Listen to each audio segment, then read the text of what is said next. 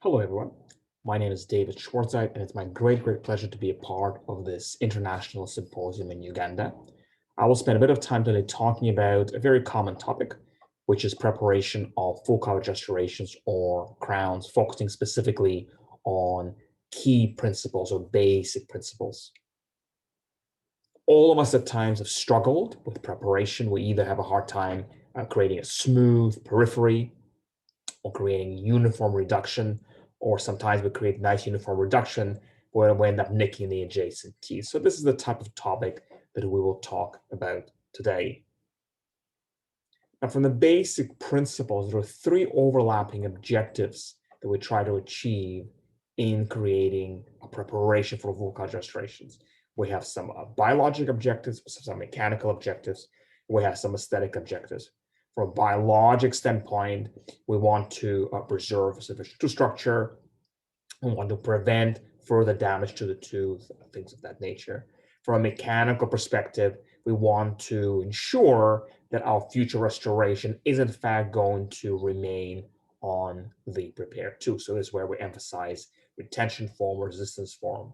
And from aesthetic standpoint, we want, of course, to make sure that the end result, both from a restoration perspective and the surrounding soft tissue perspective, is aesthetic and healthy looking. So when we approach the preparation of a tooth and we think about the objectives or the purpose of the process, we can think in terms of the objectives we're trying to achieve and things we're trying to avoid, or the collateral damage, so to speak. What you and I are trying to achieve is to ensure adequate amount of reduction. So we're reducing the right amount of tooth structure in the right places, and also that we, as part of the reduction, we've located our margin, we position our margin in the correct location.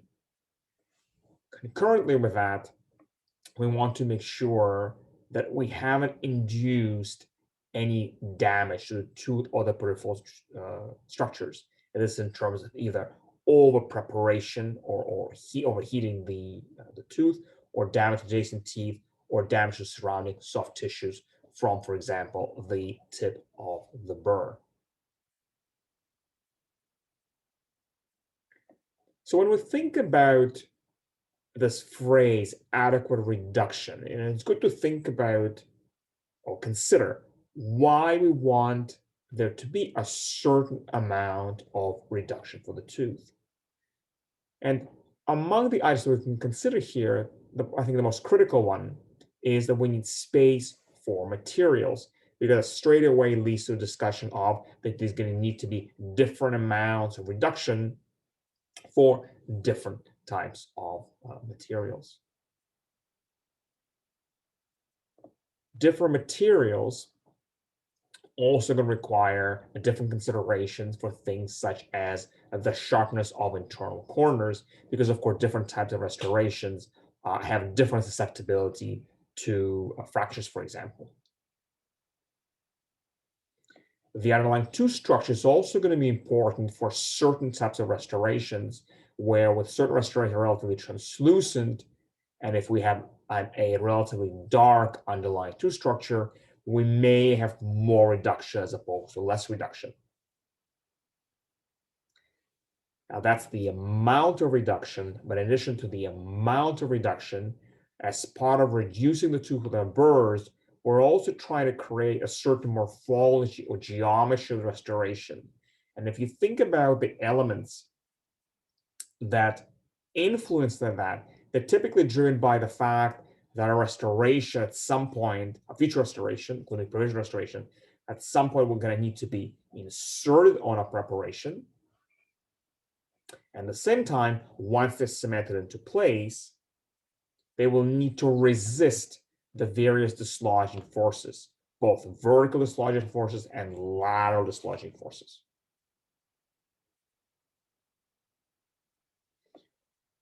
Now, it's one thing to know in principle the certain principle that how much, for example, reduction we need to do. It's a little bit different to actually execute in practice. And executing a certain amount of reduction in practice compels us to work with certain landmarks, because it is landmarks relative to which we will ensure the appropriate amount of reduction. And we can think of some of these landmarks. It's typically helpful to work with stable landmarks or relatively stable landmarks. So a classic stable landmark is unprepared tooth structure, adjacent teeth, opposing teeth, gingival margin. These are stable landmarks. And so even once we start preparing the tooth, the adjacent teeth are going to be untouched.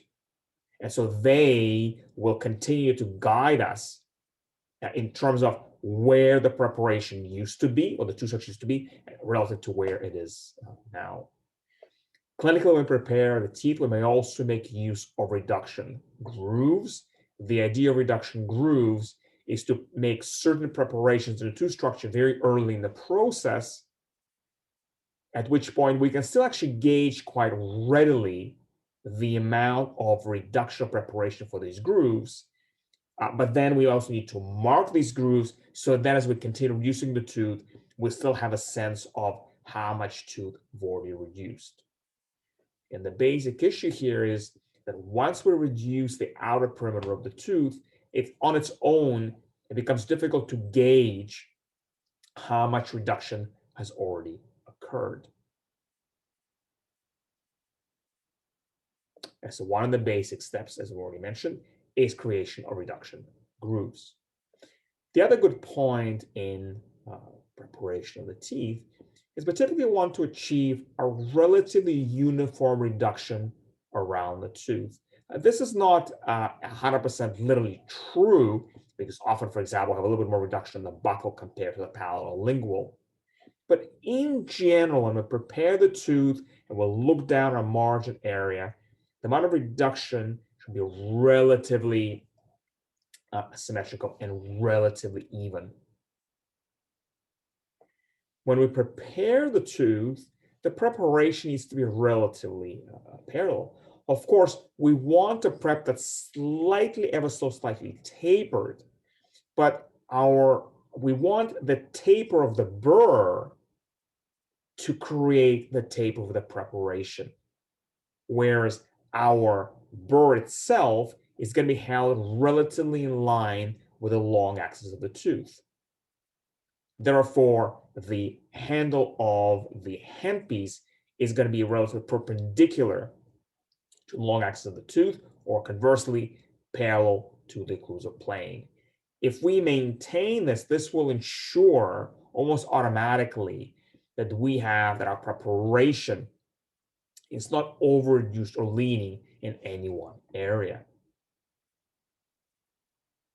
These are nice diagrams that illustrate what we're trying to avoid. So again, we're trying to keep our burr relatively parallel to the long axis of the tooth, letting the taper of the burr guide the amount of reduction. If we start deviating the position of the burr for the long axis of the tooth, that is either going to lead to creation of an undercut, that's not very good, or it's going to lead to over-reduction, and therefore the excessive amount of taper on the preparation, both of which, of course, are negative. We also recognize that although the uniform is relatively uniform, for most teeth, there's often several planes on which reduction has to be done. And so understanding the overall anatomy of the tooth or teeth will help us guide us in this process. And of course, this is all assumes a reassessment. I think one of the elements that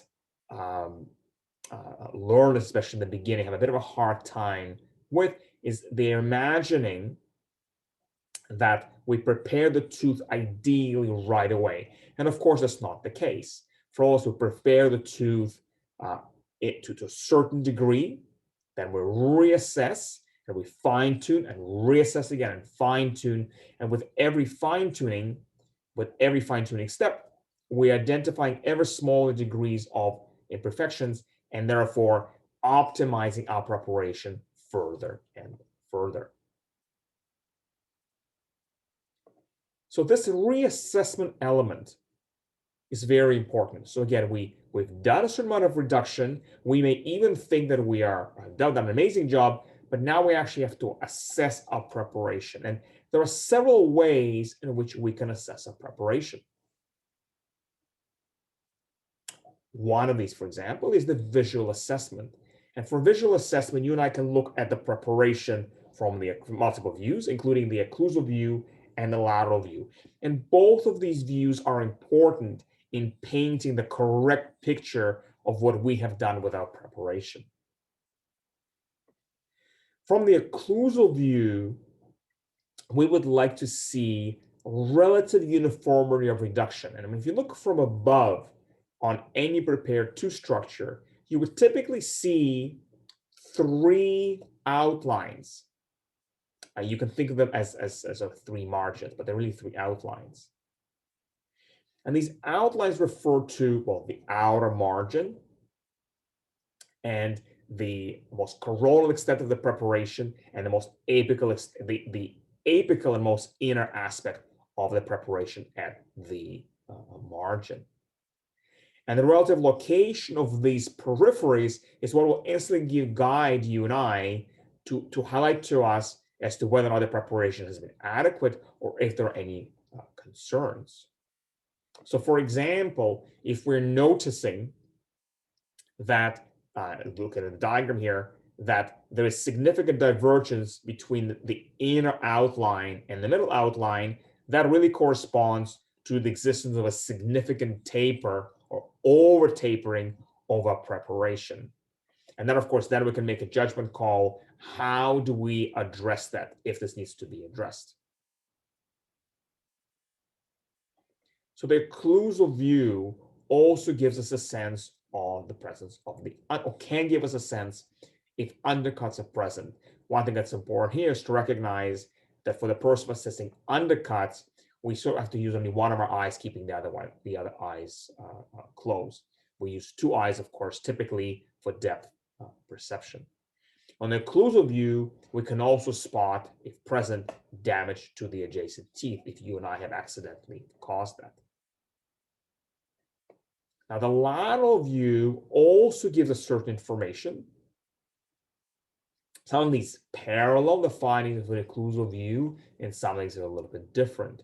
On the lateral view, it is certainly much more blatant if there's presence of undercuts or if there's any leanness or lack of centrality to our preparation. So these two, they complement the items we can tell from the occlusal view. But from the lateral view, we can also assess at the height of the preparation and location of the margins, as well as interclusal clearance, and highlight these three elements together because these three items can only be determined by assessing the lateral view. So here I'm contrasting and comparing or emphasizing that when we are assessing or reassessing a preparation, it is critical that we do this from multiple angles. And in the context of the conversation here, I'm doing it from the occlusal view and from the lateral view. So this was purely visual assessment. Of course, our visual assessment can be enhanced with the use of various tools, which can, of course, be just even the burr in the handpiece itself, but that's typically quite heavy. A little bit more accurate is to use something like a periodontal probe. And what we can do with a periodontal probe is we can run it around the margin, and we should do this clockwise and counterclockwise. And what we want to feel is, of course, a continuous margin, and the margin is relatively smooth. And we want to be able to feel a floor to our preparation. So if a particular area we lost the margin, we're going to feel the margin disappearing with our hand. We also want to see what does it feel like when we try to go just lateral with a periodontal probe. And we should be able to slide off the tooth, but with a little bit of effort. If I have too much effort, then this suggests to us that there may be a lip over preparation at the margin. So it's like a J preparation or lipping, which of course needs to be removed or addressed. And this is what this image here emphasizing. If we over prepare the margin with an inappropriate burr, we're going to create a lip here.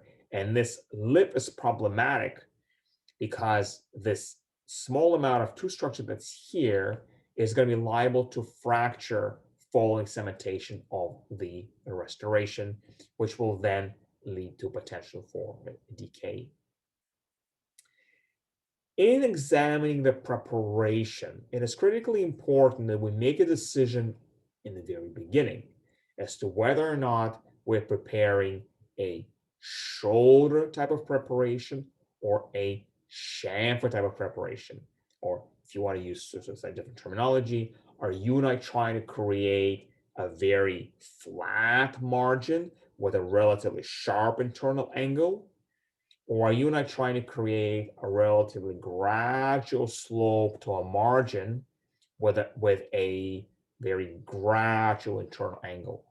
And the reason this is important is not only because those kind of margins are created by two different burrs, but because the gradual type of margin with a gradual smooth internal line angle, the burr that is used for that is a rounded burr, and very critically, it only goes in up to a halfway point. So imagine the middle of this burr, that middle should never go inwards relative to the outer margin.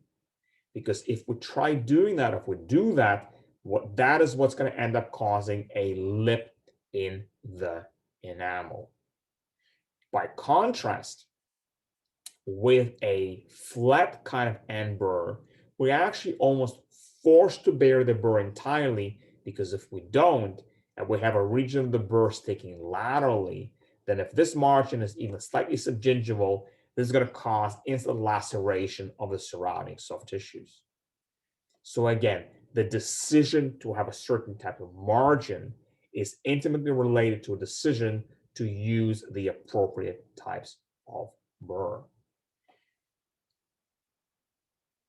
Once we made the preparation, if there are any deficiencies, big and small, we then need to go back and optimize them. For example, if we have a lipping of in the margin area, something like that, we're going to need to go to a flat burr that has some end cutting potential, because otherwise it's going to be very difficult to remove this with a rounded tip. So when we're assessing a preparation, we can do this through visual means, tactile means, and we can also do this by referencing or referring to a pre-treatment reduction guide. Reduction guide can be something like a perforated acetate, which is an acetate that's created over unprepared tooth structure, or in fact over a diagnostic wax up. And then with certain perforations through it, we can instantly tell how much reduction we've done or still yet to be done.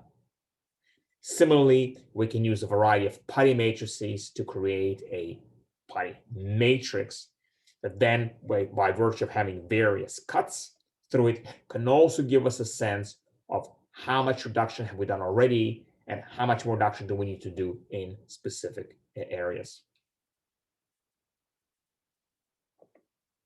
We can also make use of a trial impression, either an actual definitive impression or a virtual impression, to give us a sense both of the preparation and also its relationship to the adjacent teeth, including the opposing dentition.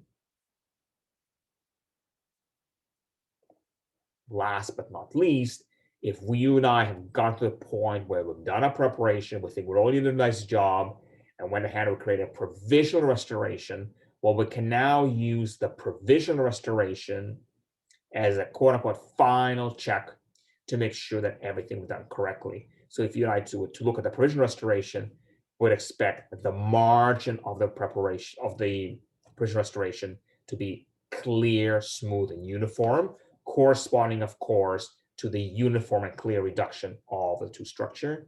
And we expect there to be no thin areas in the provisional itself, because if there are thin areas in the provisional itself, that should instantly give us a hint that we may have underprepared tooth structure in the area of thinness. I focused prior discussion up to this point on making sure we prepared adequately the tooth, but we also want to minimize the damage or potential for damage to the adjacent teeth. And everybody knows that in preparing the tooth, it is very, very common, unfortunately, to nick the contact areas of the adjacent teeth. And I think the first thing here just to understand that the reason this happens is that because our burr, as you and I are preparing, what the burr wants to do is to fly away from the tooth, or it gets to push away from the tooth. And so understanding that allows us then in the interproximal areas to focus the control of our burr, making sure that the burr goes inwards relative to the tooth, or pressing it inwards relative to the tooth, and not allowing the burr to be pushed out. Also interproximally, we may want to use a thinner burr compared to other areas, opposed to a thicker burr, at least in the early stages.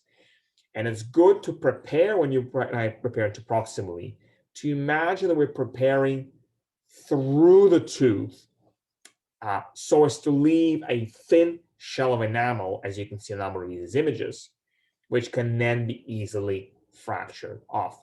If we prepare the tooth in this manner, this will certainly minimize the possibility of nicking the adjacent tooth.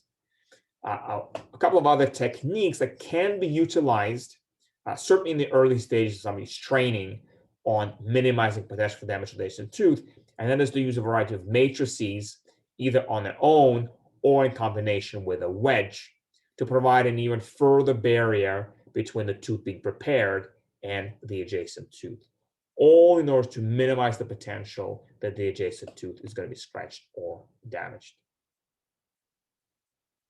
So in conclusion, we began by highlighting that when we're preparing a tooth, everything, of course, begins with an end goal in mind. So our preparation is driven by visualizing the outcome that we're trying to achieve. Everything being outcome oriented, we are aiming both to achieve certain objectives, which is preparing the appropriate, ensuring the appropriate amount of reduction, and at the same time preventing or avoiding certain elements, such as over preparing the tooth, for example, or damaging the adjacent teeth or soft tissues.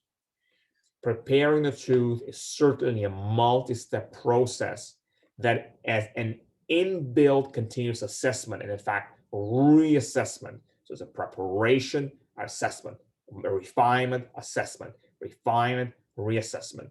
And the reassessment happens through various means. And certainly we can examine things. There's certain items that we can easily see from the occlusal view, for example, and certain assessment elements that are a little bit clear to be noted or fine-tuned from the lateral view. And with any treatment or with any technical procedure, the preparation for a crown is something that takes some time to practice and to master. And it can certainly be assured that with continuous practice, we can all become very, very good at it. Again, I want to thank you for your time, and I want to compliment the organizing this international meeting in Uganda on putting such a tremendous symposium for all of us to be a part of. Thank you very much, and we wish you good luck.